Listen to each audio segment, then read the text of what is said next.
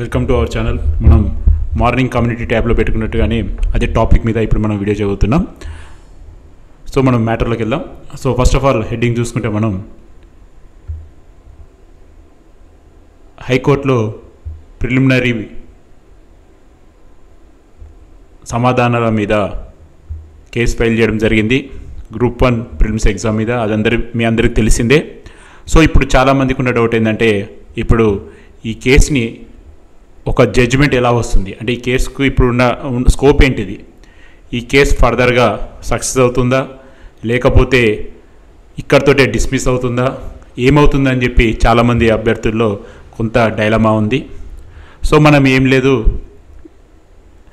గతంలో ఇలాంటి cases file అయినప్పుడు ఎలాంటి జడ్జిమెంట్స్ కానీ ఎలాంటి నిర్ణయాలు బోర్డు తీసుకుందో వాటిని మనం ఇప్పుడు విత్ ఆధారాలతోటి విశ్లేషిస్తున్నాం. ఇది మన వ్యక్తిగత అభిప్రాయం కాదు. మరియు ముఖ్యంగా చెప్పేది ఏంటంటే, కొంతమంది అభ్యర్థులు క్వాలిఫై అయిన వారు మన ఈ వీడియోస్ ద్వారా వాళ్ళని ఏదో కన్ఫ్యూజ్ క్రియేట్ చేస్తున్నామనో లేకపోతే ఇంకా రకరకాలుగా అనుకునే వాళ్ళు కూడా ఉన్నారు. సో అందరికీ ఒకటే మనం చెప్పేది, ఇది ఎవరికి అగెనిస్ట్ కాదు, ఎవరికి ఫేవర్ కాదు. ఇక్కడ తప్పు జరిగి ఉంటే దాన్ని సరిదిద్దాలి అనే ఒక ఉద్దేశంతో,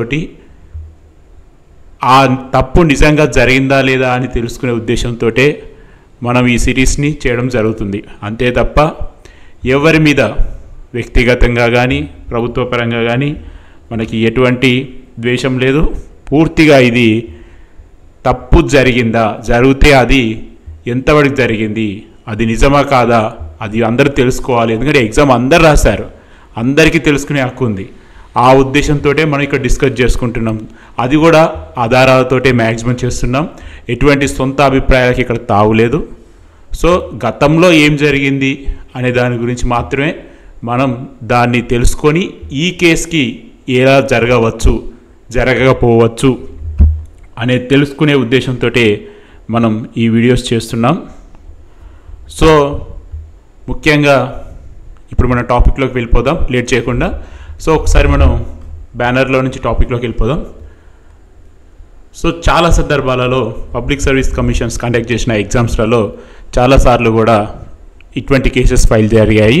సో ప్రాసెస్ ఏంటంటే, ఒకసారి పబ్లిక్ సర్వీస్ కమిషన్ ఒక ప్రిలిమినరీ ఎగ్జామ్సే కానీ లేకపోతే ఒక డైరెక్ట్ ఎగ్జామ్స్ కానీ కండక్ట్ చేసిన తర్వాత ఒక వారం నుంచి నెల రోజుల్లో వాళ్ళు ఒక ప్రిలిమినరీకి ఇచ్చేసి దాని మీద ఏమైనా తప్పులు కానీ ఏమైనా ఉంటే కానీ మా దృష్టికి తీసుకురండి సర్టెన్ టైంలో అని చెప్పేసి వాళ్ళు ఒక వెబ్ నోట్ ఇస్తారు.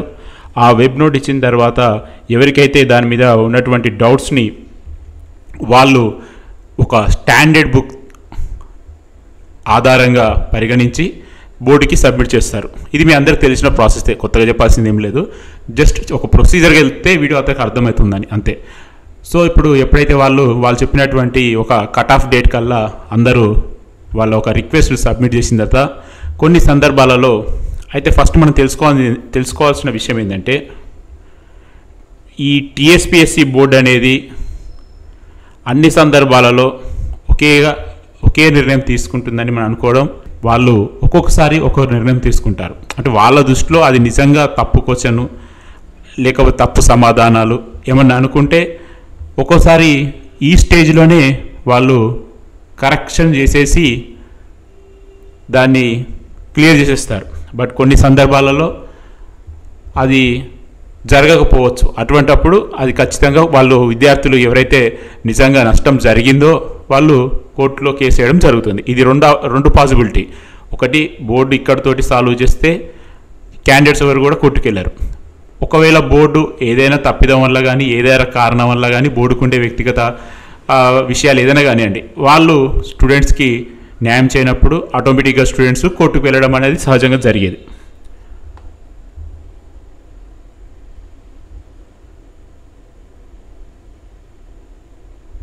సో ఇప్పుడు ఈ కేసెస్లో కూడా చూసుకుంటే క్లియర్గా ఫస్ట్ మనం ఒక కేసు తీసుకుందాం.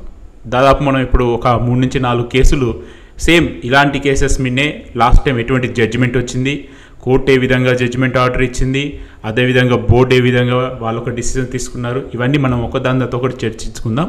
సో ఎంటైర్ ఈ పాత జడ్జిమెంట్స్, పాత బోర్డు ఆర్డర్స్ తర్వాత మన తెలంగాణ గ్రూప్ 1 2024లో ఏం జరగబోతుంది అన్నది మీకే ఒక క్లారిటీ వస్తుంది. దాని మీద తర్వాత ఈ వీడియో తర్వాత మీకే ఒక అభిప్రాయానికి అయితే ఖచ్చితంగా వస్తారు. చూద్దాం. ఇప్పుడు ఫస్ట్ మనం చూసుకుంటే మనం లాస్ట్ అంటే అప్రాక్సిమేట్లీ 2008లో ఏం జరిగింది అనేది ఫస్ట్ మనం చూద్దాం.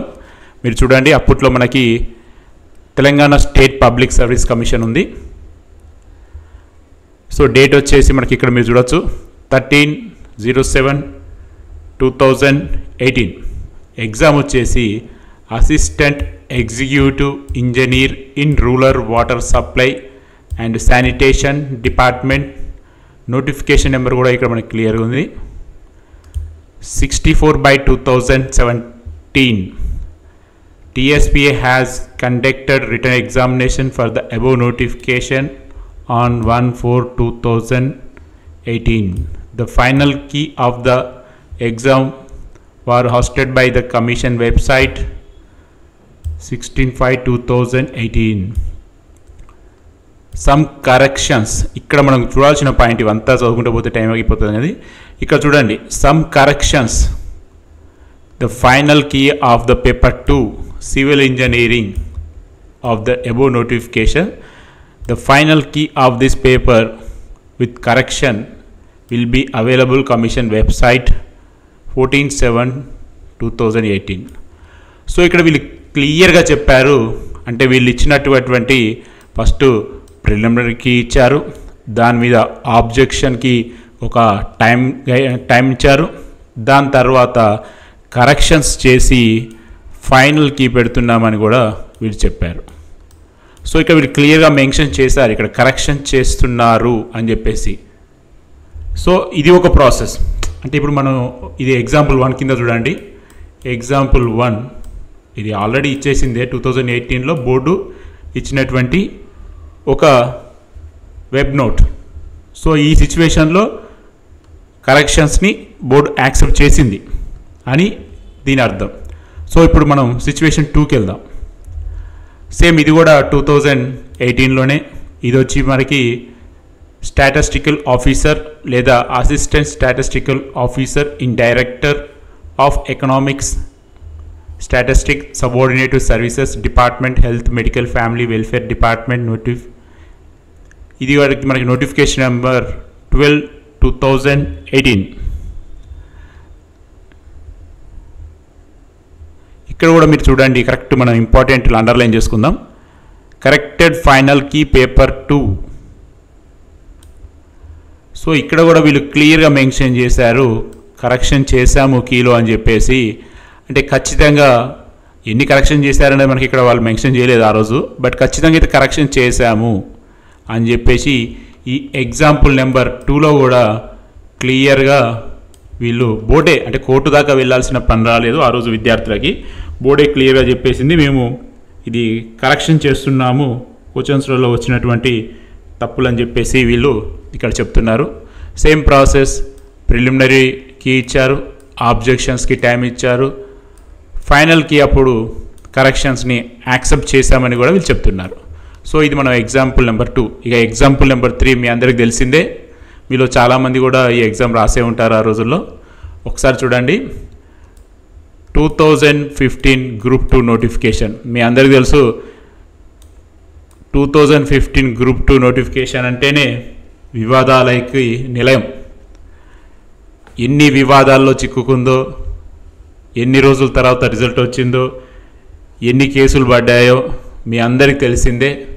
అందుకనే అది వివాదాలకి నిలయంగా తయారైపోయింది 2015 గ్రూప్ 2 నోటిఫికేషన్ తెలంగాణలో. సో అందులో చాలా కేసెస్ ఉన్నాయి, మనం ఇప్పుడు ఆ కేసెస్ జోలికి పోవట్లేదు. మనకి కావాల్సిన ఇంపార్టెంట్ పాయింట్స్ ఏంటంటే అక్కడ కూడా ప్రశ్నలకి జవాబులు తప్పు వచ్చాయి అని చెప్పేసి కేసెస్ ఫైల్ చేయడం జరిగింది. చాలా రోజుల తర్వాత హైకోర్టు మనకి ఒక ఆర్డర్ అయితే ఇచ్చింది. ఆ ఆర్డర్లో క్లియర్గా వాళ్ళు మెన్షన్ చేశారు, మీరు చూడొచ్చు.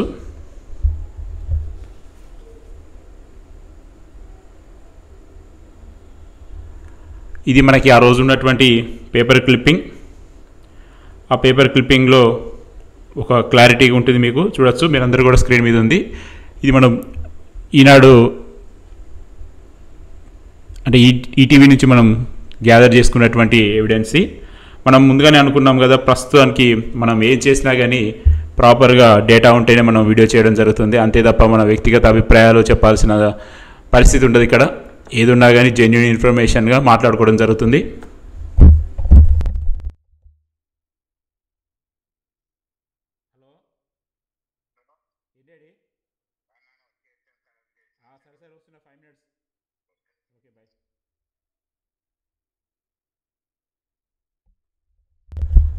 సో ఒకసారి మీరు చూశారు కదా, ఇప్పుడు చూద్దాం. దాదాపుగా 19 ప్రశ్నలు తొలగించాలని చెప్పి గౌరవ హైకోర్టు జడ్జిమెంట్ ఇవ్వడం జరిగింది. మళ్ళీ పునఃమూల్యాంకనం కూడా చేయమని కూడా ఆర్డర్ ఇచ్చింది. సో ఇక్కడ కూడా ఈ సిచ్యువేషన్లో మీరు చూసుకుంటే అభ్యర్థులు ఫస్ట్ ప్రిలిమినరీకి ఇచ్చారు, ఆబ్జెక్షన్ టైం ఇచ్చారు. ఇక్కడ ఫైనల్ కీలో అభ్యర్థుల ఒక రిక్వెస్ట్ని బోర్డు కన్సిడరేషన్ మ్యాక్సిమం చేయనట్టే. సో అటువంటి సందర్భంలో అభ్యర్థులు కోర్టుని ఆశ్రయించడం జరిగింది. గౌరవ కోర్టు అన్ని కోణాల్లో చూసి అవి ప్రశ్నల మీద ఒక కమిటీలని, ఎక్స్పర్ట్ కమిటీలని నియమించి ఫైనల్గా 19 ప్రశ్నలని తొలగించేయాలి అని ఆర్డర్ ఇవ్వడం జరిగింది. సో ఇప్పటిదాకా మీరు చూసినటువంటి ఎగ్జాంపుల్ 1, 2లోనేమో డైరెక్ట్ బోర్డే కోర్టు దాకా వెళ్లకుండా అభ్యర్థులకి న్యాయం చేసింది. బట్ ఇక్కడ వచ్చేసేపటికే కోర్టు క్లియర్గా ఆర్డర్స్ అయితే ఇచ్చింది. అంటే ఎప్పుడైతే ఇక్కడ మీరు గ్రహించాల్సింది ఏంటంటే,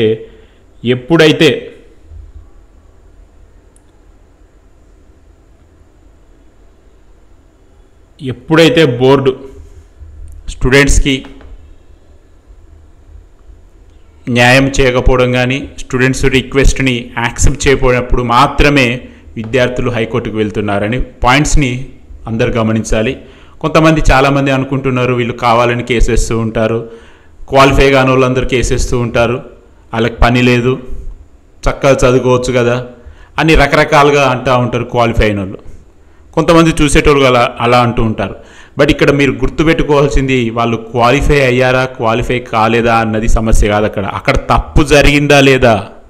ఇప్పుడు ఇది అడిగేది వాళ్ళు ఏంటిది, మీరు ఇచ్చినటువంటి క్వశ్చన్కి సరైన సమాధానాలు మీరు ఇవ్వలేదు అనే ఒక పాయింట్ మీదనే స్టూడెంట్స్ పోరాడుతున్నారు తప్ప అది ఏదో గవర్నమెంట్కో, ఏదో ప్రతిపక్షానికో, ఏదో క్వాలిఫైకో, ఏదో క్వాలిఫై కాని వారి కోసమో ఎవ్వరు పోరాడట్లేదు. అక్కడ వచ్చింది ఏంటంటే సరైన ప్రశ్నకి సరైన సమాధానాన్ని చూపెట్టండి. ఇదే కాన్సెప్ట్. చాలామంది డైవర్ట్ అయిపోతున్నారు. మన గ్రూప్ 1 వీడియోస్ వచ్చినప్పుడు కానీ, లేకపోతే వేరే వాళ్ళు పెట్టినప్పుడు కూడా చాలామంది వీళ్ళు కావాలని దీన్ని హైక్ చేస్తున్నారు, తప్పుదోవ పట్టిస్తున్నారు, వాళ్ళ టైం వేస్ట్ చేస్తున్నారు అని రకరకాలు అనుకుంటున్నారు. బట్ ఇక్కడ అందరు గుర్తుపెట్టుకోవాలి ఏంటంటే, స్టూడెంట్స్ అడిగేది సరైన సమాధానాలు మాత్రం చూపెట్టండి. తర్వాత ఎవరు క్వాలిఫై అవుతారా, ఎవరు క్వాలిఫై కారా అన్నది అది తర్వాత విషయం. అసలు ముందు క్వశ్చన్కి ఆన్సర్లు దొరకబట్టాలి కదా, అది కదా అసలు ముందు టాస్క్. సో దానికోసమే పోరాడేది ఎవరు కూడా. సో మన టాపిక్లోకి వెళ్దాం. సో ఓవరాల్గా చూసుకుంటే ఎగ్జాంపుల్ నెంబర్ 3లో ఇక్కడ కోర్టు ఇన్వాల్వ్మెంట్ అయిపోయి కోర్టు ప్రశ్నలు తొలగించాలని చెప్పేసి చెప్పారు. అది రకరకాల కారణాలు కావచ్చు. సో ఓవరాల్గా అయితే 19 ప్రశ్నలు తొలగించాలని కూడా హైకోర్టు ఆర్డర్ ఇచ్చింది. సో ఇవన్నీ మనం ఇప్పుడు ఒకటి 2018 కేసు చూసాము, మళ్ళీ మరొక కేసు 2018 చూసాము, ఇది 2015. సో మనం ఓవరాల్గా 3 ఎగ్జాంపుల్స్ చూసాము. ఇప్పుడు మనం 2024లో చూద్దాం. అంటే ఇప్పుడు ప్రజెంట్ ఉన్నటువంటి 2024 ఇయర్లో సేమ్ ఇప్పుడు గ్రూప్ 1 లెక్కనే వచ్చిన కేసుకి ఎలాంటి సొల్యూషన్ వచ్చిందో చూద్దాం. సో మనం ఇక్కడ చూసుకుంటే ఇది మనకి రిట్ పిటిషన్ నెంబర్, ఇవన్నీ కూడా మీకు దొరుకుతాయి. ఇది ఓపెన్ డొమైన్, మనకి గౌరవ హైకోర్టు వెబ్సైట్లో ఇది అందరికీ అవైలబుల్లో ఉంది. సో మనకి ఇక్కడ చూసుకుంటే మీరు చూడవచ్చు, ఫైలింగ్ డేట్ ఉంది, లిస్టింగ్ డేట్ ఉంది, కేసు డిస్పోజ్ ఉంది. సో ఇక్కడ మనకి వచ్చేసి ఒకసారి మనం ఐఏ చూద్దాం. ఇక్కడ చూడండి, ఈ ఎగ్జామ్ వచ్చేసి assistant executive engineer civil. in various engineering department Telangana through notification number 12/2022.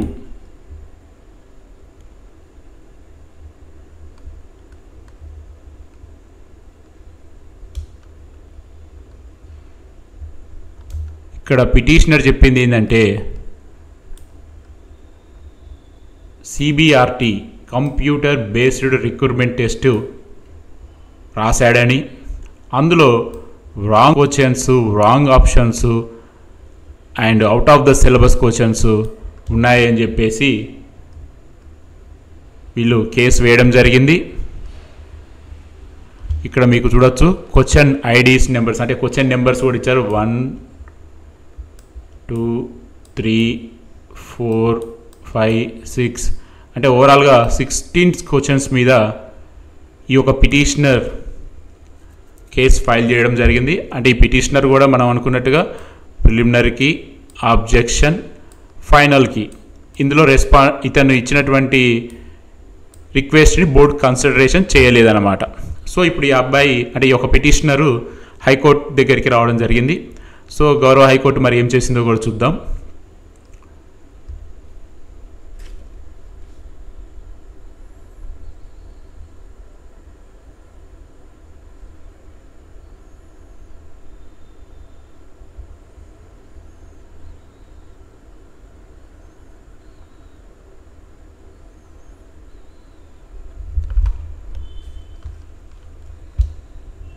Same ఇక్కడ కూడా అవే డే 1 డే 2 ఎగ్జామ్లో వచ్చినటువంటి క్వశ్చన్ల గురించే రాశారు వీళ్ళు. సో మనం ఇదంతా మీకు జడ్జిమెంట్ కాపీ మీకు ఓపెన్ సైట్లో కూడా అవైలబుల్ ఉంది. మనం డైరెక్ట్గా జడ్జిమెంట్లోకి వెళ్ళిపోదాం. ఇక్కడ రాశారు క్లియర్గా చూడండి. In the view of submission made above without going into the merits of the case the writ petition disposed by directing the second respondent consider, ఇక్కడ చూడండి మన key point, consider representation of the petitioner dated 31/2024 and pass appropriate order of the accordance with law within the period of the 4 weeks the date of the recipient of the copy of order.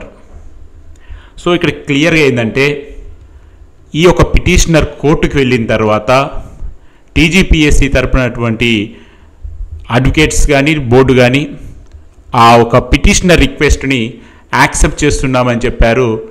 Case argument కాకుండానే case ఇక్కడితోటే close చేశారు గౌరవ judge గారు. So ఇక్కడ ఏం జరిగిందంటే ఒక సమరీగా మనం చెప్పుకోవాలంటే ఏడబ్ల్ఈ కీ కేసులో టీజీపీఎస్సీ యాక్సెప్టెన్సీ చేసింది. అవును క్వశ్చన్స్ రాంగ్ వచ్చాయి అని చెప్పేసి వాళ్ళు యాక్సెప్టెన్సీ చేశారు. ఒక 4 వీక్లో దానికి రివైజ్డ్ రిజల్ట్స్ కూడా మేము ఇస్తామని చెప్పేసి కూడా చెప్పారు. సో మీకు ఈ ఒక ఆర్డర్ కాపీ ఆల్రెడీ మనకి హైకోర్టు సైట్లో కూడా ఉంటుంది, మీరు కూడా చూడొచ్చు. సో ఓవరాల్గా ఈ కేసెస్లో చూసుకుంటే పిటిషనరు ఏదైతే రేజ్ చేశాడో దాని మీద బోర్డు అంగీకరించింది. సో ఓవరాల్గా ఇక్కడ మనం 4 సిచ్యువేషన్స్ మనం చూసుకుంటే 4 సిచ్యువేషన్స్లలో కూడా ఫస్ట్ బోర్డు సాల్వ్ చేసింది, సెకండ్ బోర్డు సాల్వ్ చేసింది, థర్డ్ కోర్టు సాల్వ్ చేసింది, ఫోర్త్ కోర్టుకి వెళ్ళిన తర్వాత బోర్డు సాల్వ్ చేసింది. సో మనకి ఇక్కడ చూసుకుంటే 3 అంటే మనకి 3 డిఫరెంట్ టైప్ ఆఫ్ సిచ్యువేషన్స్ని మనం ఇప్పుడు ఇలా చూసాము. సో ఈ యొక్క ఈ యొక్క 4 కేసెస్ చూసిన తర్వాత మీకే క్లారిటీ వచ్చి ఉండాలనుకుంటున్నా. ఈ పాటికి రేపు గ్రూప్ 1 ప్రిలిమినరీకి మీద ఏం జరగబోతుంది అనేది కూడా మీ అందరికీ ఒక క్లారిటీ వచ్చే ఉంటుంది మ్యాక్సిమం.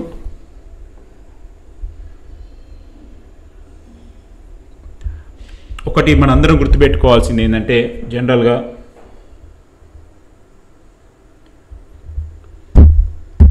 కోర్టు ఎప్పుడు కూడా ఒక్కొక్క కేసుని ఒక్కొక్కలా చెప్తుంది, అంతే తప్ప ప్రతి కేసుకి అదే జడ్జిమెంట్ ఉండాలని రూల్ ఏముండదు. సో ఇక్కడ మీరు చూసిన తర్వాత మీకే అర్థమేముంటుంది, ఫస్ట్ బోర్డు సాల్వ్ చేస్తుంది, బోర్డు సాల్వ్ చేయబోతే కోర్టుకు వస్తున్నారు, కోర్టుకు వచ్చినప్పుడు ఆ బోర్డు తరపున అడ్వకేట్స్ ఒప్పేసుకుంటే అంటే బోర్డు ఒప్పుకుంటే అక్కడ కూడా సాల్వ్ అయిపోతుంది. ఇక అక్కడ కూడా ఒప్పుకోకపోతే కోర్టు ఇంకా తప్పని పరిస్థితుల్లో ఒక ఎక్స్పర్ట్ కమిటీని కానీ లేకపోతే ఇంకా ఎక్స్పర్ట్స్ని కానీ అరేంజ్ చేయడం కానీ జరుగుతుంది. ఫైనల్గా ఆ కమిటీ రిపోర్ట్ తర్వాత కూడా వీళ్ళు ఒక డిసిజన్ తీసుకుంటున్నారు. సో ఓవరాల్గా ఇక్కడ జరిగేది ఏం జరుగుతుందంటే వాళ్ళు ఏదైతే పిటిషనర్స్ చెప్పినటువంటి క్వశ్చన్స్కి సరైన సమాధానాలు లేనప్పుడు కానీ, లేదా తప్పు సమాధానాలు కానీ, లేదా క్వశ్చన్స్ రాంగ్ కానీ ఉన్నప్పుడు మ్యాక్సిమం అది కరెక్ట్ అయితే ఖచ్చితంగా వాళ్ళకి ఏదో ఒక స్టేజ్లో అయితే న్యాయం జరుగుతూనే ఉందని మనం చూస్తూ ఉన్నాం. ఎగ్జాంపుల్స్ కూడా మనకు అవే కనబడుతున్నాయి. సో ఇది ఫ్రెండ్స్, ఓవరాల్గా అయితే మనకి ప్రస్తుతానికైతే గతంలో ఏం జరిగాయి అన్నది తెలుసుకుందామనే, అది కూడా విత్ మనం ఎవిడెన్స్ తోటి తెలుసుకోవాలనే ఉద్దేశంతో ఈ వీడియో చేయడం జరిగింది. మరొక కొత్త కాన్సెప్ట్ తోటి మళ్ళీ కలుద్దాం. Stay tune. Thank you.